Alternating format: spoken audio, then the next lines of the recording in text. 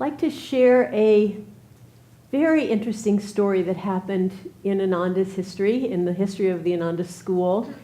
In our school, at the beginning of the year, most of the grades take the kids on camping trips. And these camping trips are ways that they bond together as a group, they build a sense of trust, positive energy, adventure, they connect with their teachers and so forth. So it's a very joyful and important time of the year for them. Gets the school year off to the right start. Well, this year there were 10 teenagers going, 2 parents and 2 teachers.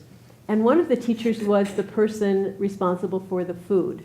And if you've ever been backpacking, you know that the secret to a good backpacking trip is having the right food.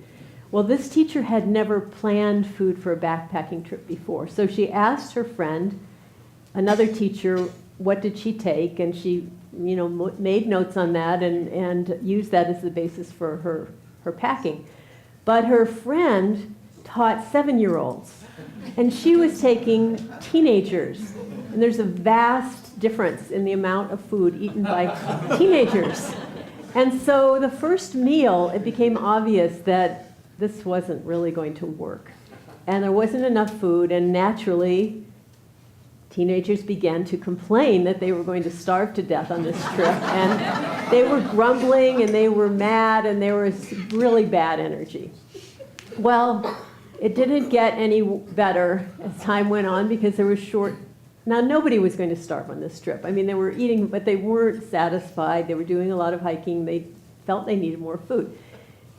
So the adults looked at the situation and they thought, this is exactly what is not a How to Live, Ananda Living Wisdom school. Kids with grumbling and bad attitudes and, against the teachers, and it wasn't going to be good. And so they got together and they said, what can we do? Well, the obvious thing, the one teacher volunteered to take a huge pack and walk out, get more food, and walk back in. That would take a little bit of time, but it had to happen. Then this other teacher had this inspiration. She said, I know, we'll fast. So the 3 adults wouldn't eat anything to leave a little bit more food for the children.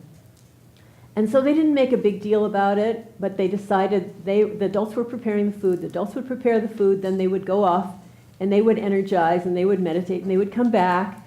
And if anything was left, they would have something to eat, and if not, they would just fast until something else happened, until the friend came back with the food. So it took a while for the teenagers to notice what was going on. They weren't having really much more food, but just a little bit more food, and they were enjoying what they had, but they were still kind of grumbling.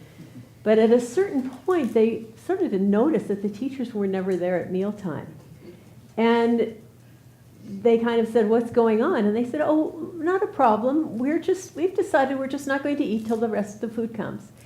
And these are really good kids, and this kind of was upsetting to them. They couldn't relax knowing that their teachers might be hungry. And so the entire dynamic of the trip shifted.